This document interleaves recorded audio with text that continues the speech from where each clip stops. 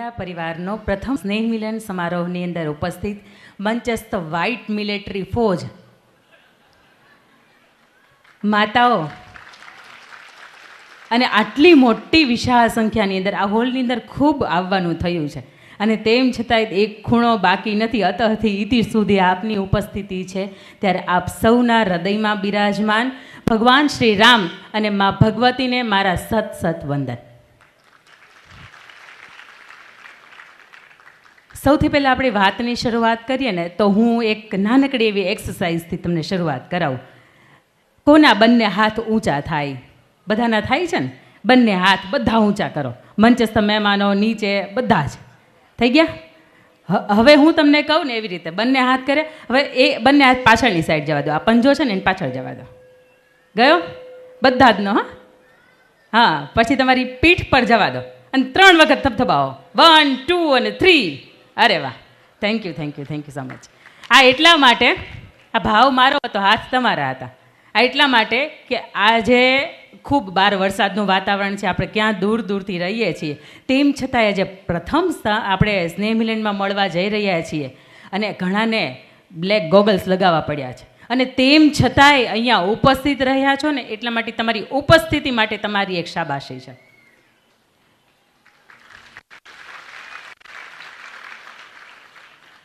મને ગમ્યું તમે તમારા માટે તાલી પાડીને એ વાત. પછી આપણે શરૂઆત કરીએ ત્યારે અમારે કન્ફ્યુશિયસ નામના એક સરસ મજાના તત્વચિંતક થઈ ગયા. મારે એમને યાદ કરવા છે. એ હંમેશા એવું કહેતા, if you listen you forget. તમે માત્ર સાંભળશો તો તમે ભૂલી જશો. If you write you remember. તમે લખી રાખશો, ક્યાંક કોઈક બોલતું હોય, આપણે કંઈક સાંભળ્યું હોય, એ તમે ક્યાંક લખી રાખશો તો તમે યાદ રાખશો. But if you do you know it.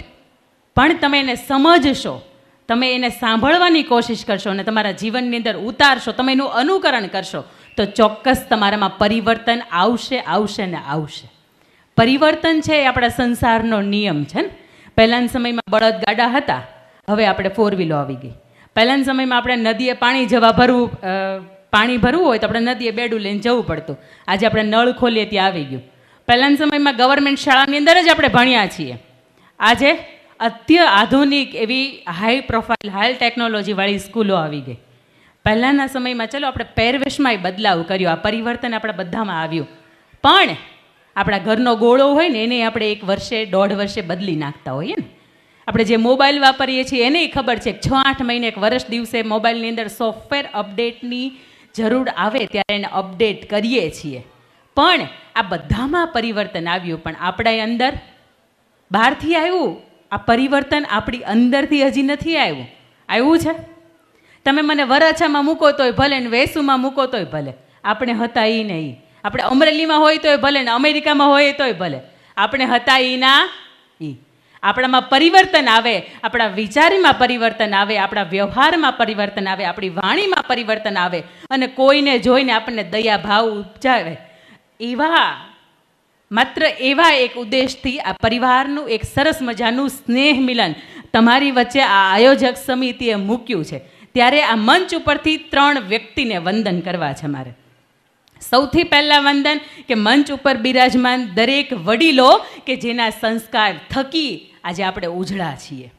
બીજા વંદન એ માટેના કે માતાઓ કે જેમણે આપણને પારણે ઝૂલાવ્યા ત્યાંથી લઈને આપણે એને એમ કહી દઈએ કે મા તું અભણ છો બોલમાં, એ સાંભળી લેનારી સ્ત્રી આપણી જનેતા, એને મારે વંદન કરવા છે. ને ત્રીજા વંદન આજની આયોજક સમિતિ કમિટીને કે દરેક દિવસ એણે એવું વિચાર્યું છે કે મારો પરિવાર ભેગો થાય અને મારા ખ્યાલ મુજબ કદાચ આજે 29 ગામ ભેગા છે.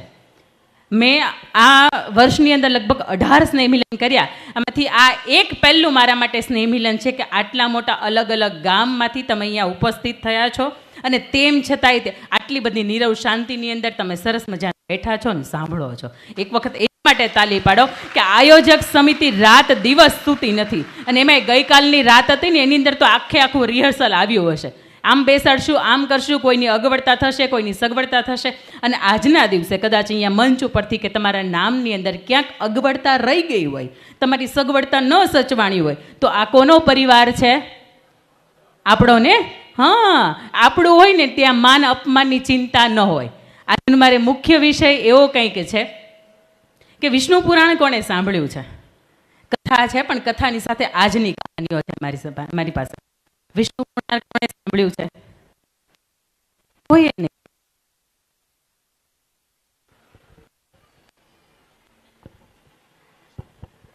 વિષ્ણુ પુરાણની અંદર સમુદ્ર મંથનની કથા આવે છે. હા કે ના? હા. તો હવે તમને હું એક સવાલ પૂછું છું, એના માટે મારી પાસે સરપ્રાઈઝ ગિફ્ટ છે, બરાબર? હવે આ કથા જેણે સાંભળી હોય અથવા તો સમુદ્ર મંથનની વાત જેણે સાંભળી હોય એ લોકોએ મને જવાબ આપવાનો, એ હાથ ઊંચો કરીને. સમૂહમાં બિલકુલ નહીં બોલતા, કારણ કે સમૂહમાં મારી પાસે ગિફ્ટ વિતરણ ન થાય. સમુદ્ર મંથનની કથાની અંદર સમુદ્રની અંદર જ્યારે દેવો અને દૈત્યો સમુદ્ર વલોવતા હતા, એક આ બાજુ લઈ જાય ને એક આ બાજુ લઈ જાય, સમુદ્રનું વલોવાત ચાલતો હતો, એની અંદરથી કેટલા પદાર્થો અથવા તો કેટલા રત્નો બહાર નીકળ્યા? Rise your hand if you have answer. આપ દાદા, આપને પણ મારો સવાલ છે કે સમુદ્ર મંથનની અંદરથી કેટલા રત્નો અથવા તો કેટલા પદાર્થો બહાર નીકળ્યા હતા? તો પછી મારો વિષય કદાચ મને એવું લાગે છે કે અહીં યોગ્ય સ્થાને છે.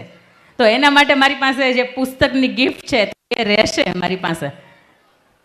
ચલો હું તમને આન્સર આપું એનો. 14 રત્નો હતા, 14 પદાર્થો હતા. ઘણાને એવું છે કે તો મને ખબર હતી, 13 પછી તો 14 આવે જ, જેમ 14 કોટી બ્રહ્માંડ હોય ને એમ. એની અંદરથી સૌથી પહેલું નીકળ્યું હતું હળાહળ ઝેર, અને સૌથી છેલ્લું નીકળ્યું હતું અમૃત. તો આપણા જીવનની અંદર પણ ઝેરથી લઈને અમૃત સુધીની યાત્રા એટલે આપણા મનનું મનોમંથન. અને એ શરૂઆત કરું એ પહેલાં એક નાનકડી મજાની વાર્તા કહીશ કે એક વૃદ્ધ બા હતા. વર્ષો પહેલાં અંધારિયો યુગ હતો અને બા હતા એ દરજીનું કામ કરતા હતા. એક વખત રાત્રે એ ગામની અંદર, ગામની ચોકની અંદર અંજવાળું હતું અને ત્યાં વાંકા વાંકા કંઈક ગોતતા હતા. ગામના યુવાનો ત્યાંથી પસાર થયા. એણે પૂછ્યું, બા શું શોધો છો? એટલે બાએ કહ્યું કે મારી સોય ખોવાઈ ગઈ છે. એટલે યુવાનોએ કહ્યું, અમે મદદરૂપ થઈએ. એટલે બા કે સારી વાત છે, મારે તો હું તો વૃદ્ધાવસ્થા આવી ગઈ છે મારી, અને વાળવામાં તકલીફ છે. સરસ વાત છે, તમે મને શોધવામાં મદદરૂપ થાવ. ખૂબ 5-10 મિનિટ બધાએ પ્રયત્ન કર્યા, પણ ક્યાંય સોય મળી નહીં. એટલે બાને ફરીથી પેલા યુવાનોએ પૂછ્યું કે તમને એક્ઝેક્ટ ખબર છે ક્યાં ખોવાણી છે? એટલે બા કે હા. તો કે તો તમે એક્ઝેક્ટ આપો ને તો ખબર પડે કે આપણને એ જ જગ્યા ઉપર શોધવાની. એટલે બાને પૂછ્યું તો બા કે મારી ઝૂંપડી છે ને એની અંદર ખોવાણી છે. તો પહેલાં લોકો તો હસવા માંડ્યા કે ભાઈ બા, તમારી ઝૂંપડીમાં સોય ખોવાણી તો તમે અહીંયા ગામના ચોકમાં કેમ ગોતો છો? એટલે બા કહે કે અહીંયા અંજવાળું છે ને, એટલે અહીંયા અંજવાળું છે એટલે કે હું ગોતું છું. તો ઓલા બધા દાદા, એટલે જે બધા યુવાનો હતા એણે એવું કીધું કે બા તો તમે મૂર્ખ કહેવાઓ, અંજવાળું હોય એની અંદર ન મળે. કદાચ અહીંયા સૂર્યનારાયણ બપોરના મધ્યાહનના તપતા હોય ને તોય અહીંયા તમારી સોય નથી ખોવાણી, એટલે તમને અહીંયા નહીં મળે. તમારી જ્યાં ખોવાણી છે ને ત્યાં જ તમને મળશે. તો એ બાએ એવું કીધું કે તો હું એક મૂર્ખી ન કહેવાઉં, મારી સાથે ઘણા બધા લોકો મૂર્ખ્યા કહેવાય. એટલે કે કેમ? એના ઘર જેમ સોય ઘરની અંદર ખોવાણી છે ને તમે બહાર ગોતો છો, એવી રીતે તમારા ઘરની અંદર સુખ શાંતિ અને તમારી સમૃદ્ધિ છે ને, તમારું ઘરનું જે આંતરિક સુખ છે ને એ આપણા પરિવારની અંદર અને આપણા ઘરની અંદર ખોવાયું છે ને આપણે જગતના ચોકની અંદર ગોતવા નીકળ્યા છીએ. આ તકલીફ અહીંયા થાય છે. પછી આપણને બહારથી એમ લાગે કે પ્રકાશ હશે, અહીંયા ગોતીએ પણ ત્યાં કાંઈ છે નહીં. ત્યાં ક્ષણિક સુખ મળે, પણ જે સાચું સુખ આપણા પરિવારની અંદર, આપણા કુટુંબની અંદર, આપણા 2-5 જે પ્રિયજનો છે એની વચ્ચે હોય, એવું સુખ આ દુનિયાની અંદર ક્યાંય પણ એક પણ ખૂણામાં નથી. પાછા આપણે આવ્યા વિષ્ણુ પુરાણની અંદર. ખૂબ મજાની કથા છે સમુદ્ર મંથન. અને સમુદ્ર મંથનને હું મારી દ્રષ્ટિએ મનોમંથન જેવું રાખું છું. જેમ સમુદ્ર મંથનની અંદર કેમ દેવો અને દાનવો હતા, એની જેમ આપણા મનની અંદર સકારાત્મક અને નકારાત્મક વિચારો છે. આપણે અહીંથી કૂદકો મારવો હોય ને તો પહેલો વિચાર આવે કે મારી જાઓ, પાછો બીજો વિચાર આવે કે ના ના પગ ભાંગશે, નથી મારવો. થાય છે ને ઘણી વખત કોઈ પણ કામની આપણે શરૂઆત કરીએ એટલે 2 વિચાર આપણા મગજની અંદર આવે, એક સારો આવે ને એક નબળો આવે. સૌથી પહેલું એની અંદરથી જે 14 પદાર્થો નીકળ્યા હતા ને એ આપણને જીવન જીવવાની કળા શીખવે છે. જો તમે વિદ્યાર્થી હોય તોય ભલે, જો તમે આદર્શ ગૃહિણી હોય તોય ભલે, આદર્શ માતા હોય તોય ભલે, આદર્શ ઉદ્યોગપતિ હોય તોય ભલે, કે પછી આદર્શ પરિવારના મોભી હોય તોય ભલે, આ 14 રત્નોની કથા છે ને એ ખૂબ મજાની તમને કહાની, તમને એની જે વાર્તાઓની અંદરના જે પ્રાસંગિક છે ને એ તમને મજાનું શીખવે છે. સૌથી પહેલું હતું હળાહળ ઝેર. ઝેર છે એ જીવનની અંદર નકારાત્મકતાનું પ્રતીક છે. ઘણી વખત કોઈ સ્થળ હોય ત્યાં તમે જાઓ ને તોય તમને ખરાબ વિચારો આવે. ઘણી વખત કોઈ તમે માણસની બાજુમાં બેસો ને તોય તમને નકારાત્મક વિચારો આવ્યા કરે. અને એ નકારાત્મકની અંદર આપણે આજની તમે કંકોત્રી જોઈ, આપણું જે સ્નેહ મિલનનું કાર્ડ છે એ તમે જોયું? હા કે ના? ધ્યાનથી જોયું? એમાં જે પહેલું પેજ છે, સૌથી પહેલું પેજ, એમાં કયા બે મહાનુભાવોના ફોટા છે? ડાબી બાજુ સરદાર વલ્લભભાઈ પટેલ ઊભા છે અને જમણી બાજુ સ્વામી વિવેકાનંદ ઊભા છે.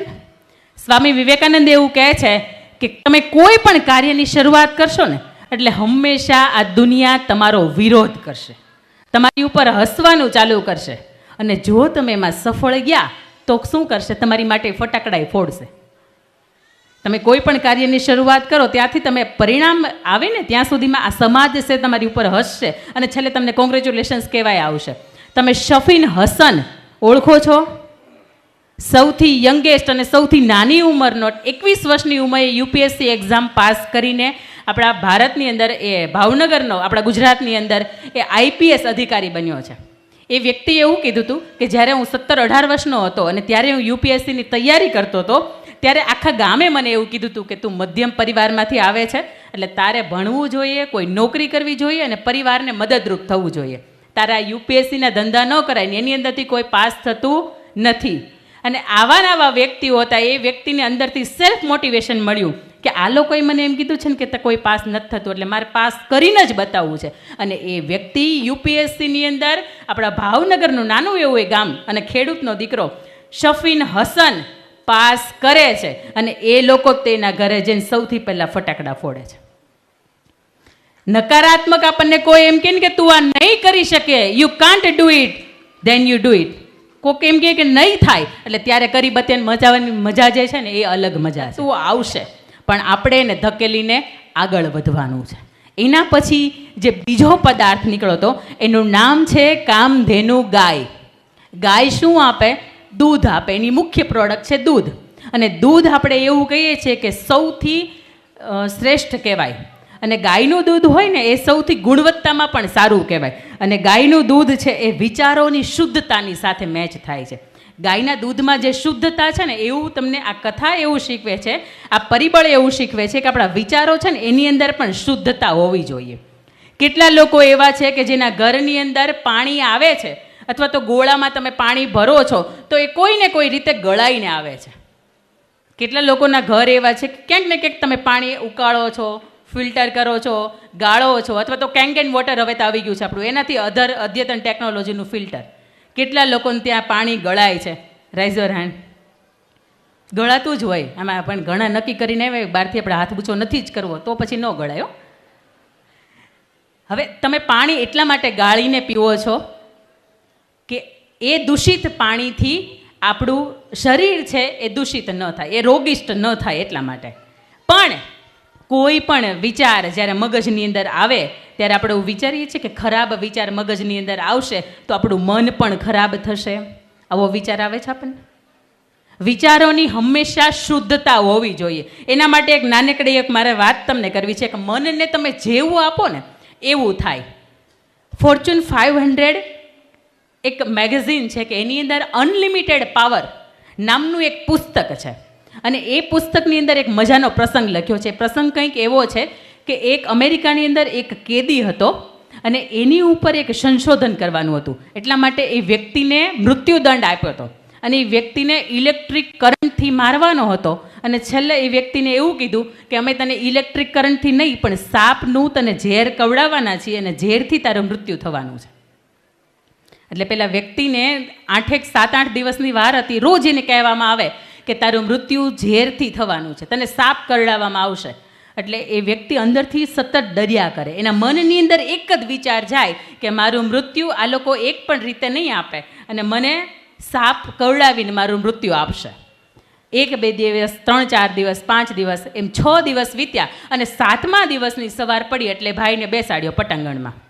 સામેથી એ જે ટોપલી હતી એની અંદરથી એ મહાભયાનક સાપ હતો એને ખોલ્યો અને એને કહ્યું કે જો તું જોઈ લે સાપ, પણ તને પીડા ન થાય અને તને તકલીફ ન થાય એટલા માટે અમે તારી આંખ ઉપર પટ્ટી બાંધી દઈએ છીએ, પણ એ સાપ છે એ તને કરડશે અને તું ચિંતા ન કર, એક ક્ષણે તું મરી જઈશ. એટલે પેલા વ્યક્તિને મગજથી સતત એવું થઈ જાય, પણ એ થોડીક વાર થાય છે, આંખની પટ્ટી બંધ થઈ જાય છે, એટલે એ જે સાપ બારો નીકળ્યો હોય એને હળવેકથી બંધ કરી દેવામાં આવે ટોપલીમાં, અને એ વ્યક્તિને માત્ર ગ્લુકોઝનું ઇન્જેક્શન ભર્યું હોય અને એના પગ પાસે 2-4 વખત ટચ કરવામાં આવે છે. એ વ્યક્તિને કાર્ડિયાટ્રિક એટેક આવે છે અને તડફડીને એ વ્યક્તિ ત્યાં ત્યાં મૃત્યુ પામે છે. એ વ્યક્તિનું પોસ્ટમોર્ટમ થાય છે અને પોસ્ટમોર્ટમની અંદર એવું સાબિત થાય છે કે આ વ્યક્તિને કાર્ડિયાટ્રિક એટેક તો આવ્યો હતો, હૃદયનો હુમલો તો આવ્યો હતો, પણ સાથે સાથે એના શરીરની અંદર ઝેર પણ જોવા મળ્યું હતું. આ મગજની તાકાત છે. તમે મગજને જે આપો ને એ શક્ય છે. એટલે જ માટે મેં તમને કીધું કે આ એકે વાતનો ગપ્પો નથી. આ ફોર્ચ્યુન 500 એટલે વિશ્વની ટોપ સૌથી શ્રેષ્ઠ 500 કંપની હોય અને એમાંથી જે એના જે કર્મચારીઓ હોય એને જે બોધપાઠ આપવાનો હોય અને એ જે પુસ્તકો સિલેક્શન કરીને આ એમાંનું એક પુસ્તક છે અનલિમિટેડ પાવર. એ વ્યક્તિના શરીરની અંદરથી આ તમને ઝેર નામનું તત્વ મળ્યું એ કેવી રીતે મળે? એના મનની અંદર એણે વિચાર્યું હતું કે આ થશે, મને ઝેર જ આપ્યું છે. એ વ્યક્તિને તમે ગ્લુકોઝનું ઇન્જેક્શન પણ ઇન્જેક્ટ નહોતું કર્યું, તેમ છતાંય તે અસર થઈ. અને બીજી તરફ મીરાબાઈને ઝેરનો કટોલો આપ્યો હતો, પ્યાલો આપ્યો હતો, એ હસતા મુખે પી ગયા હતા.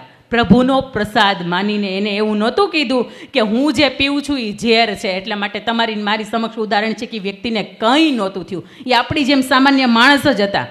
પણ તમે મનથી કોઈ નક્કી કરો છો કે આ આમ જ છે તો એ એમ જ હોય અને એમ જ થાય. તમે અહીંયાથી આના છે ને આ law of attraction the Secret પુસ્તક છે, એક એનોય નિયમ છે. જે વિચારોની થાય, તમારામાં તાકાત હોય ને તો આ તમે બહુ શ્રદ્ધાથી વિચારી જોજો કે 1 વર્ષની અંદર મારે આંગણે 4-વ્હીલર બહુ ટોપ મોડેલની ગાડી આવે. એના માટે તમારે સતત કટિબદ્ધ રહેવાનું. રોજ પોતાની જાતને એમ કહેવાનું કે જે તે સમયે હું આ 4-વ્હીલરની અંદર હોઈશ. એ હોવ તમે, કારણ કે law of secret, law of attraction એવું કહે છે કે તમે જેવું વિચારો ને એવું થાય. એના પછી ત્રીજી વાત છે, ત્રીજો પદાર્થ નીકળો, એનું નામ હતું ઉચ્ચ શ્રવા ઘોડો. ઘોડો છે એ સખત મહેનતનું પ્રતીક છે.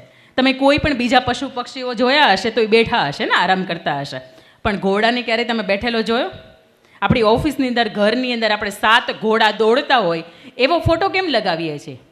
કે આપણું નસીબ છે, આપણી પ્રગતિ છે એ પણ દોડતી રહે. વિદ્યાર્થીઓ માટે મારે ખાસ કહેવું છે કે આપણા પાટીદાર સમાજનો દીકરો ગયા વર્ષે કાર્તિક જીવાણી આપણા સુરતનો કેટલા ઓળખે છે? હા, હવે એની ખાસિયત હું તમને કહું.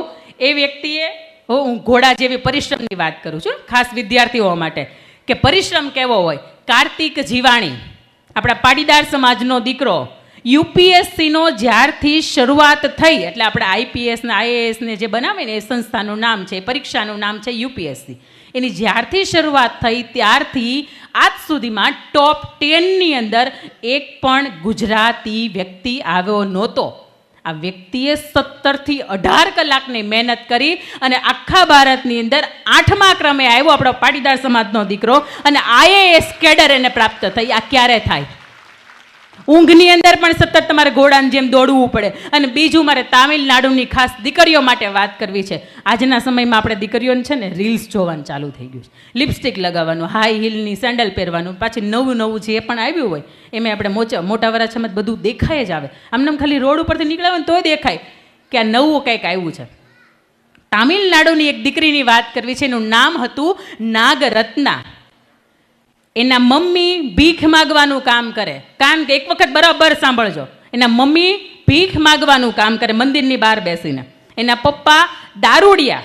આવી પરિસ્થિતિની અંદર ગવર્મેન્ટ સ્કૂલની અંદર એ દીકરી વિધાઉટ ટ્યુશન ભણે છે અને રેકોર્ડ બ્રેક આજ સુધીમાં તામિલનાડુની અંદર 98.97% એક પણ વિદ્યાર્થી પાસ નથી. ધોરણ 12ની અંદર આ દીકરી શનિ રવિ ભીખ માગવાનું કામ કરે અને સોમથી ગુરુ ને શુક્ર આટલા દિવસ સખત તૂટી જાય એટલી 15, 20, 25 કલાક સુધીની દિવસની અંદર મહેનત ડબલ કરે કે આવતા દિવસોમાં મારે ભીખ માંગવા જવાનું છે. શનિ ને રવિ માતાની સાથે પોતે ભીખ માંગતું હોય અને એ વ્યક્તિ તામિલનાડુની અંદર પ્રથમ ક્રમાંકે ધોરણ 12ની અંદર આવે છે. આ વિચારી ન શકીએ કે આપણે આ તાકાત ક્યાં છે. આપણને પાસે તો ખૂબ ભૌતિક સગવડતાઓ આપણે મા બાપે આપી છે. સ્કૂલે જવું હોય તો આપણે ચાલીને નથી જવું પડતું, બહુ નજીકમાં હોય તો વાત અલગ છે. બાકી આપણા માટે જવાની, આવવાની, આપણને વાંચવાની, આપણને સરસ જમાડવાની બધી તકલીફ આપણા મા બાપ ઉઠાવે છે. મા બાપ આપણા માટે ઘોડા જેવો શ્રમ કરે છે, તેમ છતાંય આપણે એની વળતર આપીએ છીએ. આ વળતર એને આપવાની છે. આપણે તો ઘોડા જેવી મહેનત કરવાની છે, પણ સાથે સાથે આપણા મા બાપે આપણી ઉપર જે મહેનત કરી છે ને મહેનતનું વળતર. ત્રીજું, ઉચ્ચ શ્રવા ઘોડો, આપણે એની વાત કરી કે સતત દોડવાનું, સતત મહેનતનું પ્રતીક છે. અને ચોથું, ઐરાવત નામનો હાથી. હાથીનું એક એવું બતાવે છે, હાથી છે એ સ્થિરતાનું, ધીરજનું. એ એવું કહે છે કે તમે વિદ્યાર્થી હોય તો ભલે, અને ઉદ્યોગ સાહસિક હોય તો ભલે, અને ઘરની ગૃહિણી હોય તો ભલે, કોઈ એક કામની અંદર નિષ્ફળ થાવ તો હાર માનવાની નથી. 1000 વાર એક નાની એવી કીડી હોય ને 1000 વાર પડે છે અને તેમ છતાંય દાણો લઈને ચડે છે. लहरों से डरकर नौका पार नहीं होती, कोशिश करने वालों की कभी हार. चीड़ी गिरती है, उछलती है, फिर गिरती है, हर बार उनकी मेहनत बेकार नहीं होती, कोशिश करने वालों की कभी हार नहीं होती. एक वखत विषयમાં ફેલ થયા તો તમારા માટે ઓપ્શન છે, પૂરક પરીક્ષા આવે છે. 3-4 વિષયમાં ફેલ થયા તમારી પાસે ઓપ્શન છે, એક વર્ષની એક્ઝામ. કદાચ ઘર પરિવારમાં તમે કોઈ સાસુ તરીકે કે કોઈ વહુ તરીકે તમારો સંબંધ નિભાવવામાં ફેલ થયા છો તો તમારા માટે સુધારવા માટેનો એક નવો સમય આવે છે. કોઈ ઉદ્યોગ સાહસિક માટે કોઈ ફેલ થયા છો તોય તમારા માટે એક સમય આવે. તમે મેં જે કપડાં પહેર્યા છે ને એ જે સિલાઈ મશીનની શોધ સેમ્યુઅલ હોલ નામના વ્યક્તિએ કરી. એ વ્યક્તિ 9 વખત ધંધાની અંદર ફેલ ગઈ હતી. કેટલી વખત આપણે અહીંયા, હું એવું માનું છું કોઈ પણ એવું નથી બેઠું કે 9 વખત એક ડે કોઈ પણ નવા ધંધા કરે ને એમાં ફેલ જાય છે. કોઈ 9 ધંધાની અંદર ફેલ ગયા હતા, તેમ છતાં એની અંદરની ધીરજ હતી ને એ ટકી હતી. 10મો ધંધો શરૂ કર્યો અને સિલાઈ મશીનની શોધ કરી. આજે આખું વિશ્વ છે ને એ સિલાઈ મશીન ઉપર આધારિત છે ને. અને એના પછીનું મારે તમને આ ઉદાહરણ આપવું છે કે લાઇટના શોધક કોણ? Thomas Alva Edison. આપણે ભણવામાં આવતું. હવે થોમસ આલ્વા એડિશનના જીવનનો એક મજાનો પ્રસંગ તમને કહું કે સવારમાં ઉઠીને પોતે બ્રશ કરતા હતા અને ટીવી ચાલુ હતું. જોયું કે ટીવીની અંદર કોઈ ફેક્ટરી બળે છે એવા સમાચાર આવે છે. પછી ખબર પડી કે આ તો મારી જ ફેક્ટરીની વાત થાય છે. એટલે 5 વર્ષનો દીકરો અને હાથ મોઢામાં બ્રશ રહી ગયું અને ફટાફટ એક વોકિંગ ડિસ્ટન્સ હતો એ રહેતા હતા ત્યાંથી એની ફેક્ટરીનો. ત્યાં પહોંચ્યા અને ત્યાં જઈને જોયું ને તો બધું બળીને ખાક થઈ ગયું હતું, ભૂક્કો થઈ ગયું હતું. તેમ છતાંય હું સ્થિત પ્રજ્ઞતાની ધીરજની વાત કરું છું. ત્યાં પહોંચ્યા અને એના દીકરાને એવું કીધું કે બેટા જા તું ઘરે, તારા મમ્મીને બોલાવી આવ. એણે વાસણ ઉટકવા માટે આટલો મોટો રાખનો ઢગલો ક્યારેય નહીં જોયો હોય. આ સ્થિરતા છે. ફેક્ટરી સામે બળીને ખાક થઈ ગઈ છે, તેમ છતાં એને બાળકને એવું કહે છે કે મમ્મીને બોલાય. અને ફેક્ટરીની સામું જોઈને ભગવાનને ચેલેન્જ કરે છે કે હું 10 વાગે આવું છું, ફરીથી રિસ્ટાર્ટ કરું છું. અને એ વ્યક્તિએ ફરીથી રિસ્ટાર્ટ કરી અને આજે તમને મને આ લાઇટની ભેટ આપી. આજે ન્યુયોર્કની અંદર તમે જાઓ ને તો એડિશન નામનું શહેર છે. એ વ્યક્તિ આજે આપણી વચ્ચે નથી પણ શહેર સ્વરૂપે આજે આપણી વચ્ચે છે. આ સ્થિરતા છે, આ ધીરજ છે. તમે ધીરજ જ્યારે ટકાવી રાખો ને, કોઈ પણ મહેનતની અંદર નિષ્ફળ થાવ જ સંભાવના આવે ને, કાં તો 50-50% આવે, કાં તો તમે સફળ થશો અને કાં તો તમે નિષ્ફળ થશો. નિષ્ફળ થશો તો હાથીની જેમ યાદ રાખજો કે કૂતરા ભસવાવાળા ભસશે, આપણને કંઈ ફેર નથી. આ ઐરાવત હાથી એવું કહે છે કે કોઈ પણ કટોકટીનો સમય હોય તો એ શું થઈ ગયું, ધીરજ તમારી છે એ તમારે ખોવાની નથી. એના પછી 5મો પોઈન્ટ છે કૌસ્તુભ મણિ. મણિ હોય ને, રત્ન હોય, એ શેનું પ્રતીક છે? પ્રકાશનું પ્રતીક છે. પ્રકાશ મતલબ તમારા જ્ઞાનનો પ્રકાશ. આપણે નાના હતા ને ત્યારે આપણને બધું યાદ રહેતું હતું, પણ આપણે બધું છોડી દીધું. ન્યૂઝ જોવાના છોડી દીધા, આપણે ન્યૂઝપેપર વાંચવાના છોડી દીધા. એટલે આ ધાર છે ને આપણી કટાઈ ગઈ છે. ઘણા વર્ષો પછી આપણને એમ થાય કે આપણને તો ઘણું બધું યાદ રહેતું હતું, પણ હવે કેમ યાદ નથી રહેતું? પણ તમે એ ધારને ક્યારેય ઘસી જ નથી. 2 મિત્રો હોય, રોજ એક સાથે એને એક કામ હોય કે રોજ સવારમાં જંગલમાં જવાનું અને તમારે વૃક્ષો કાપવાના. પહેલા દિવસે 2 મિત્રો ગયા, બંને 20-20 કાપ્યા. બીજો દિવસ થયો એટલે પહેલાં એ 20ના 22 કાપ્યા અને આ વ્યક્તિએ 20ના 18 કાપ્યા. ત્રીજા દિવસે વળી પાછા ઓલાની એમ 7 દિવસ વીત્યા ને તો જેણે 20 કાપ્યા હતા ને એને જે સતત વધતા હતા એને 26 કયા. એક દિવસમાં એ ઝાડ કાપે. અને બીજો જે વ્યક્તિ હતો એના એક દિવસની અંદર 20 કપાતા હતા, એના 16-15 આવીને અટકી ગયા. અઠવાડિયા પછી પૂછ્યું કે ભાઈબંધ આવું કેમ? આપણે રોજ સાથે જઈએ છીએ, રોજ ઝાડ કાપીએ છીએ, રોજ સમય સરખો આપીએ છીએ, તેમ છતાંય તે તું વધારે કાપે છે ને હું ઓછા કેમ કાપું છું? ત્યારે પહેલો વ્યક્તિ, friends, when you remember, when you sharp your x, તે તારો હાથો જે કુહાડી છે એની ધાર તે ક્યારે કાઢી હતી તને ખબર છે? એટલે પહેલો વ્યક્તિ એને એવું પૂછે છે, એની ધાર કાઢવાની હોય? સતત આ બુદ્ધિ છે ને એને અપડેટ આપવી પડે. પહેલાના સમયમાં આપણે સીએ હતા ને તો સીએ આટલા બધા ટેકનોલોજીવાળા નહોતા. પહેલાના સમયમાં જે ટપાલ ઘર હતું ને, પોસ્ટ ઓફિસ હતી ને, અત્યારની પોસ્ટ ઓફિસ જોજો તમે બહુ આધુનિક થઈ ગઈ છે. પહેલાના સમયમાં જે નામું લખાતું હતું એ પુસ્તકમાં લખાતું હતું ને, હવેનું નામું થઈ ગયું એ ડાયરેક્ટ ટેલીમાં આવી ગયું. એટલે પહેલાંના સમય કરતાં ઘણું બધું અત્યારે ચેન્જીસ થયું છે ટેકનોલોજીથી. તો પહેલાંના સમયમાં આપણી જે બુદ્ધિ હતી એની કરતાં સતત એને ઘસવી પડે અને એનો કુહાડાથી ધાર કાઢવી પડે. અને બીજું એની અંદર કૌસ્તુભ મણી એમ કહે છે કે તમારી પાસે રહેલું જે જ્ઞાન છે ને એને સતત ફેલાવતા રહ્યો.